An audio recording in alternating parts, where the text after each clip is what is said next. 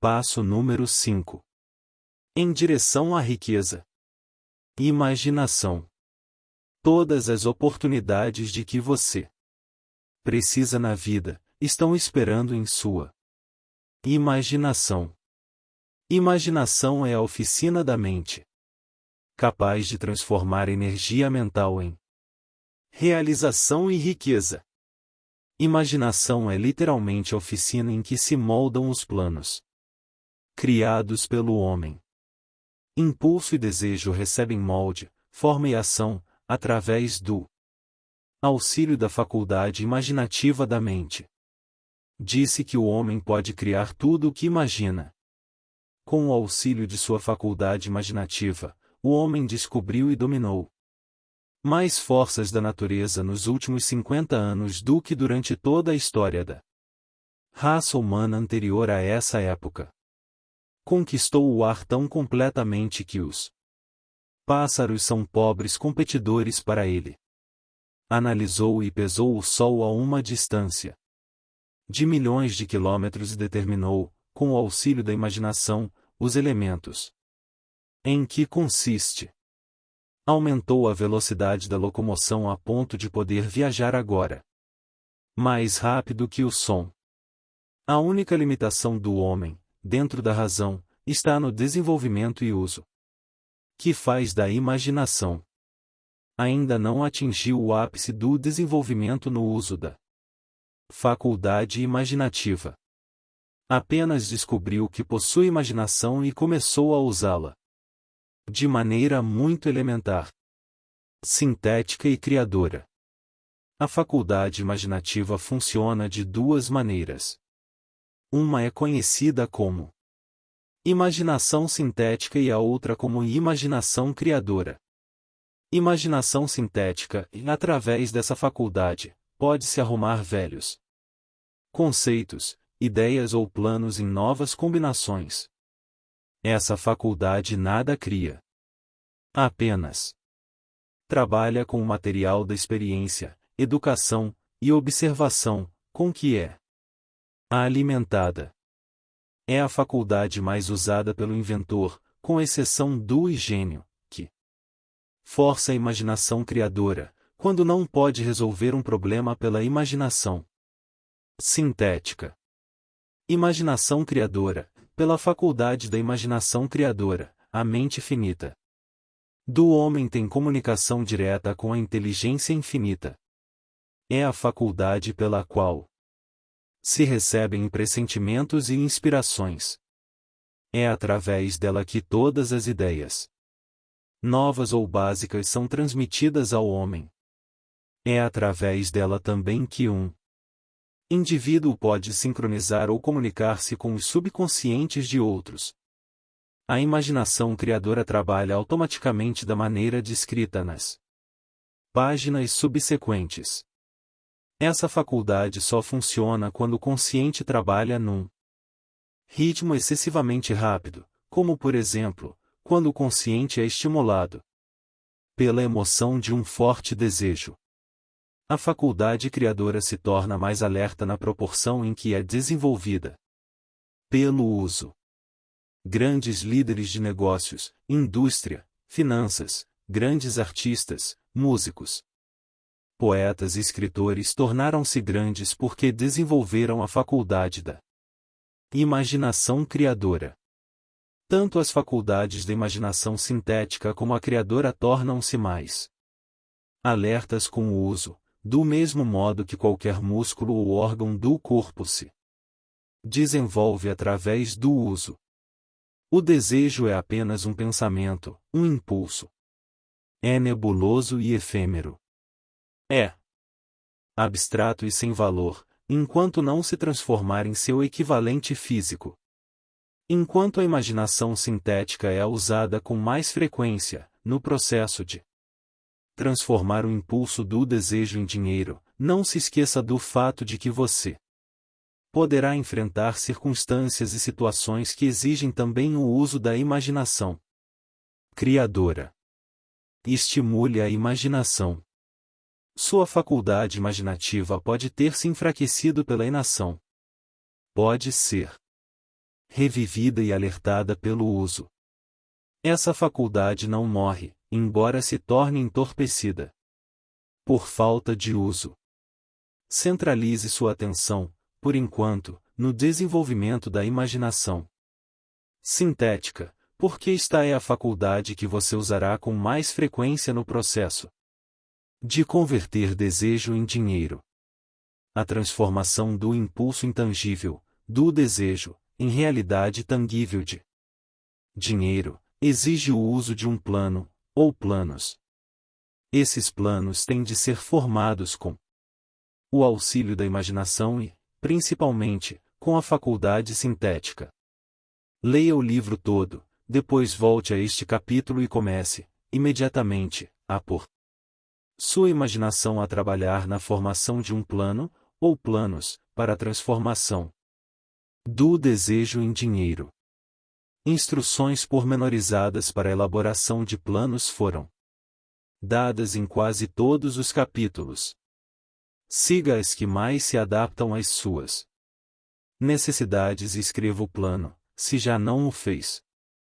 No momento de completar isso, você terá dado, definitivamente, forma concreta ao desejo intangível. Leia a sentença anterior mais uma vez. Leia-a em voz alta, bem devagar, e, ao fazê-lo, lembre-se de que, ao escrever a declaração do seu desejo e o plano para sua realização, você terá dado o primeiro de uma série de passos que lhe possibilitarão converter o pensamento em seu equivalente físico. A natureza conta-nos o segredo da fortuna. A terra em que você vive, você e todas as coisas materiais, são o resultado de uma transformação evolutiva, através de qual pedacinhos microscópicos de matéria foram organizados e arranjados em ordem. Além disso, e essa declaração é de importância tremenda, a Terra, cada uma das bilhões de células individuais do seu corpo, cada átomo de matéria, começaram como forma intangível de energia. Desejo é impulso de pensamento. Impulsos de pensamento são formas de energia. Quando você começa com o impulso de pensamento, o desejo de acumular dinheiro, está chamando a seu serviço o mesmo material que a natureza usou ao criar a Terra e todas as formas materiais do universo, inclusive o corpo e cérebro em que funcionam os impulsos de pensamento. Você pode acumular uma fortuna com o auxílio de leis imutáveis. Antes, porém, é preciso familiarizar-se com essas leis e aprender a usá-las. Pela repetição e pela abordagem desses princípios, sob todos os ângulos concebíveis, o autor espera poder revelar-lhe o segredo pelo qual se acumularam todas as grandes fortunas.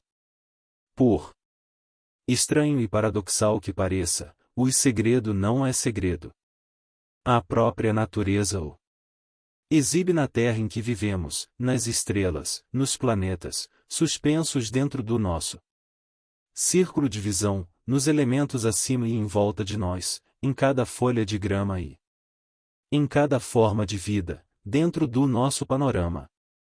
Os princípios que se seguem abrir-lhe um caminho para compreender a imaginação. Assimile o que compreende, ao ler esta filosofia pela primeira vez, depois, ao relê-la e estudá-la, descobrirá que algo aconteceu para esclarecê-la e dar-lhe uma compreensão maior do todo. Acima de tudo, não hesite no estudo desses princípios.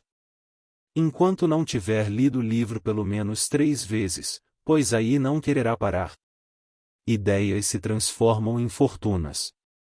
Ideias são o ponto de partida de todas as fortunas. Ideias são produtos da imaginação. Examinemos algumas ideias conhecidas, que produziram vastas fortunas. Com a esperança de que esses exemplos tragam informações definidas, concernentes ao método pelo qual a imaginação pode ser usada na acumulação de riquezas. Faltava um ingrediente. Há 50 anos, um velho médico do campo foi à cidade, amarrou o cavalo. Entrou silenciosamente numa farmácia e começou a regatear com o jovem caixeiro. Por mais de uma hora, por trás do balcão de remédios, o velho médico e o caixeiro conversaram em voz baixa. Depois, o médico foi embora. Foi até o carrinho e trouxe um tacho grande fora de moda e uma grande pá de madeira, usada para mexer o conteúdo do tacho e depositou-os no fundo da loja. O caixeiro inspecionou o tacho, enfiou a mão no bolso, tirou um punhado de notas e entregou-as ao médico. O punhado de notas continha exatamente $500, a toda a economia do caixeiro. O médico estendeu-lhe um pedacinho de papel, em que se achava uma fórmula secreta. As palavras nesse pedacinho de papel valiam o resgate de um rei. Mas não para o médico. Aquelas palavras mágicas eram necessárias para fazer o tacho ferver, mas nem o médico, nem o jovem caixeiro sabiam que fortunas fabulosas estavam destinadas a sair do tacho. O velho médico ficou contente de vender o conjunto por $500. O caixeiro estava se arriscando bastante ao colocar as economias de toda a vida num simples pedaço de papel e num tacho antigo. Nunca sonhou que esse investimento começaria a inundar o tacho de ouro, que um dia ultrapassaria a milagrosa façanha da lâmpada de Aladim. O que o caixeiro comprou, na realidade, foi uma ideia. O velho tacho, a velha pá de madeira e a mensagem secreta num pedaço de papel foram acidentais. O estranho caso do tacho começou a ter lugar depois que o novo dono misturou as instruções secretas, um ingrediente do qual o velho médico nada sabia. Veja se descobre o que o jovem caixeiro acrescentou à mensagem secreta e que fez o velho tacho ficar inundado de ouro. Eis uma história de fatos mais estranhos que a ficção, fatos que começaram em forma de ideia. Vejamos as vastas fortunas em ouro que a ideia produziu. Rendeu e ainda rende vastas fortunas a homens e mulheres do mundo inteiro, que distribuem o conteúdo do tacho a milhões de pessoas. O velho tacho é agora um dos maiores consumidores de açúcar do mundo, dando, assim, emprego a milhares de homens e mulheres que trabalham no cultivo da cana e no refinamento e venda do açúcar. O velho tacho consome, anualmente, milhões de garrafas de vidro, fornecendo emprego a grande número de operários. O velho tacho emprega um exército de funcionários, taquígrafos, copiadores, peritos em propaganda, em toda a nação. Trouxe fama e fortuna e dezenas de artistas que criaram quadros magníficos, descrevendo o produto. O velho tacho converteu uma pequena cidade sulina na capital comercial do Sul, onde agora beneficia, direta ou indiretamente, todos os negócios e praticamente todos os residentes da cidade. A influência desta ideia beneficia agora todas as cidades civilizadas do mundo, inundando de ouro a todos que o tocam. O ouro do tacho construiu e mantém uma das universidades mais importantes do Sul, onde milhares de jovens recebem a instrução essencial ao sucesso. Se o produto daquele velho tacho pudesse falar, contaria histórias emocionantes de romances, em todas as línguas. Romances de amor, romances de negócios, romances de profissionais, homens e mulheres, a quem estimula diariamente. O autor conhece, com certeza, pelo menos um desses romances, pois desempenhou um papel nele. Tudo começou não longe do próprio lugar em que o caixeiro comprou o velho tacho. Foi nesse lugar que o autor conheceu sua esposa e foi ela a primeira a lhe contar sobre o tacho encantado. Foi o produto daquele tacho que bebiam, quando ele lhe pediu que o aceitasse nos momentos felizes e nos infelizes. Seja você quem for, viva onde viver, seja qual for sua ocupação, lembre-se. Apenas, no futuro, todas as vezes que vir as palavras Coca-Cola, que seu grande império de riquezas e influência nasceu de uma única ideia e que o misterioso ingrediente que o caixeiro, Asa Candler, misturou à fórmula secreta, era imaginação. Pare e pense nisso um momento. Lembre-se também que os passos em direção à riqueza, descritos neste livro, foram os meios pelos quais a influência da Coca-Cola se estendeu a todas as cidades, aldeias e encruzilhadas do mundo e que qualquer ideia que você possa criar, tão sensata e meritória como a Coca-Cola, terá a possibilidade de duplicar o recorde desse matador de sede universal. Uma semana para ganhar $1 milhão. Essa história prova a verdade do velho ditado, onde a vontade, há um caminho, foi-me contada pelo querido educador e clérigo, o falecido Frank W. Gonçalves, que começou a carreira de pregador na região dos Matadouros de Chicago. Enquanto o Dr. Gonçalves cursava o college, observou muitos defeitos em nosso sistema educacional, defeitos que acreditava poder corrigir se fosse diretor de um colégio. Resolveu organizar um novo college, em que aplicaria suas ideias, sem ser tolhido por métodos ortodoxos de educação. Precisava de $1 milhão para realizar o projeto. Onde poderia ele obter tão grande soma de dinheiro? Essa era a pergunta que absorvia os pensamentos do jovem e ambicioso pregador. Contudo, parecia não fazer progresso nenhum. Todas as noites levava esse pensamento para o leito. Acordava com ele, pela manhã. Levava-o consigo a toda parte. Revirava-o na cabeça, até que se tornou, para ele, obsessão consumidora. Sendo filósofo, além de pregador, o Dr. Gonçalves reconhecia, como todos os que vencem na vida, que a definição de propósitos era o ponto de partida, do qual se deve começar. Reconhecia, também, que propósitos definidos exigem animação, vida e poder, quando sustentados por um desejo ardente de traduzir esses propósitos em seus equivalentes materiais. Sabia todas essas grandes verdades, mas não sabia onde ou como obter o $1 milhão. O procedimento natural teria sido desistir e fugir, dizendo, bem, minha ideia é boa, mas nada posso fazer com ela, porque jamais terei o necessário $1 milhão. É exatamente isso que faria a maior parte das pessoas, mas não foi o que ele fez. O que disse e fez é tão importante que eu vou apresentá-lo agora e deixar que fale por si. Uma tarde de sábado, estava eu sentado no meu quarto, pensando nos meios e modos de arranjar o dinheiro para realizar meus planos. Fazia já 2 anos que pensava, mas nada fizera a não ser pensar.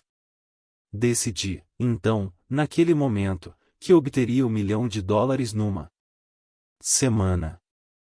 Como? Não me incomodava. A coisa mais importante fora a decisão de obter o dinheiro, num prazo específico, e quero dizer-lhe que, no momento em que cheguei à decisão definida de conseguir o dinheiro, num prazo determinado, estranha sensação de segurança se apossou de mim, como nunca experimentara antes. Algo dentro de mim parecia dizer, por que não chegou a essa decisão há muito tempo? Oh! Dinheiro estava à sua espera o tempo todo. As coisas começaram a acontecer depressa. Telefonei aos jornais e anunciei que pregaria um sermão, na manhã seguinte, intitulado, O que eu faria se tivesse $1 milhão. Comecei a trabalhar no sermão, imediatamente, mas devo dizer-lhe, com franqueza, que a tarefa não era difícil, porque eu já estava preparando o sermão há quase 2 anos. Muito antes da meia-noite terminei de escrever o sermão. Fui deitar e dormi. Com uma sensação de confiança, pois já me via de posse do $1.000.000. Na manhã seguinte, levantei-me cedo, li o sermão, depois me ajoelhei e pedi que meu sermão chegasse à atenção de alguém que pudesse fornecer o dinheiro necessário. Enquanto orava, senti novamente a sensação de segurança de que o dinheiro viria. Em minha excitação, saí sem o sermão e só descobri o esquecimento no momento de chegar ao púlpito, pronto para lê-lo. Era tarde demais para voltar e trazer as notas.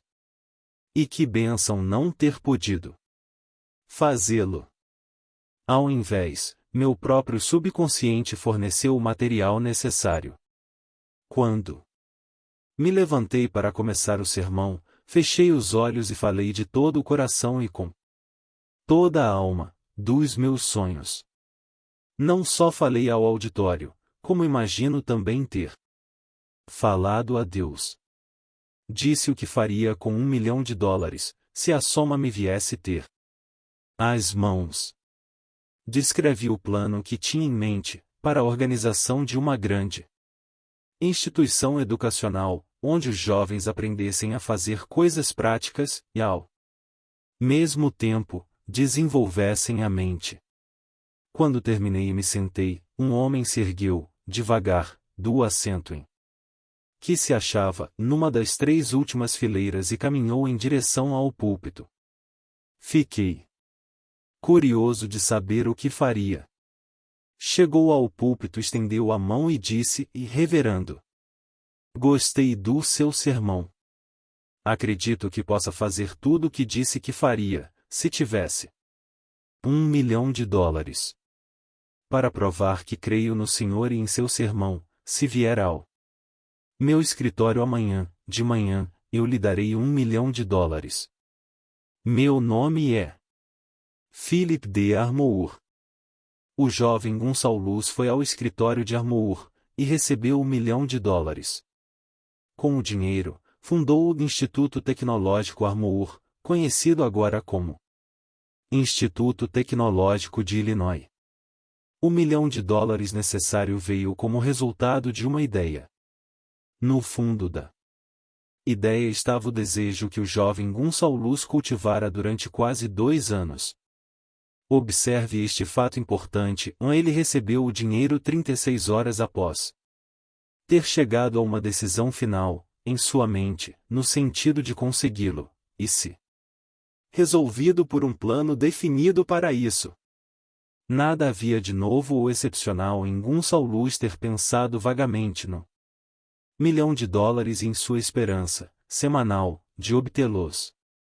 Outros antes dele e muitos desde então tiveram pensamentos similares. Mas havia algo de excepcional e diferente na decisão que alcançou naquele sábado memorável, quando pôs a incerteza para trás e disse, com determinação: obterei o dinheiro numa semana.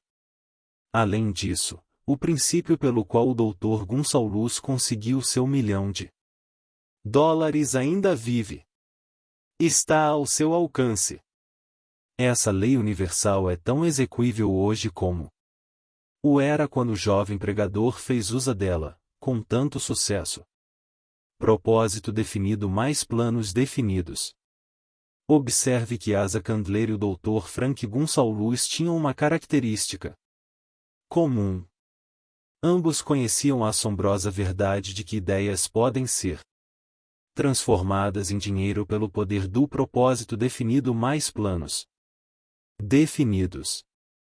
Se você é dos que acreditam que trabalho árduo e honestidade bastam para trazer riquezas, despreze o pensamento. Não é verdade. Riquezas, quando vêm em grandes quantidades, nunca são o resultado apenas de trabalho árduo. A riqueza vem Se é que vem, em resposta a exigências definidas, baseadas na aplicação de princípios definidos e não por acaso ou sorte. Falando de modo geral, ideia é um impulso de pensamento que impele a ação. Por um apelo à imaginação. Todos os bons vendedores sabem que ideias podem ser vendidas onde não se pode vender mercadorias. Balconistas comuns não o sabem. Por isso é que são incomuns. Um editor de livros de baixo preço fez uma descoberta de bastante valor para editores. Descobriu que muita gente compra títulos e não o conteúdo dos livros. Pela simples mudança de título dos livros que não o vendiam, as vendas desses livros subiam, num pulo, de mais de 1 milhão de exemplares. Não se mudava, de modo algum, o conteúdo do livro. Apenas se arrancava a capa, que trazia o título invendável, substituindo-a por uma nova, com título de valor para a bilheteria. Isso, por simples que pareça, era uma ideia. Era imaginação. Não há preço padrão para ideias. O criador de ideias faz o próprio preço e, se for esperto, alcança-o. A história de praticamente quase todas as grandes fortunas começa no dia em que um criador de ideias e um vendedor de ideias se reuniram e trabalharam em harmonia. Carnegie cercou-se de homens que sabiam fazer tudo o que ele sabia. Homens que criavam ideias, homens que punham ideias em ação e fez-se, assim, como a outros, fabulosamente rico. Milhões de pessoas atravessam a vida esperando oportunidades favoráveis. Talvez uma oportunidade favorável possa trazer outra, mas o plano mais seguro é não depender da sorte. Foi uma chance favorável que me deu a maior oportunidade de minha vida. A mais, 25 anos de esforço decidido tiveram de ser dedicados àquela oportunidade, antes que se tornasse uma realidade. A chance consistiu em minha sorte de conhecer e ganhar a cooperação de Andrew Carnegie. Nessa ocasião, ele plantou-me na mente a ideia de organizar os princípios da realização numa filosofia do sucesso.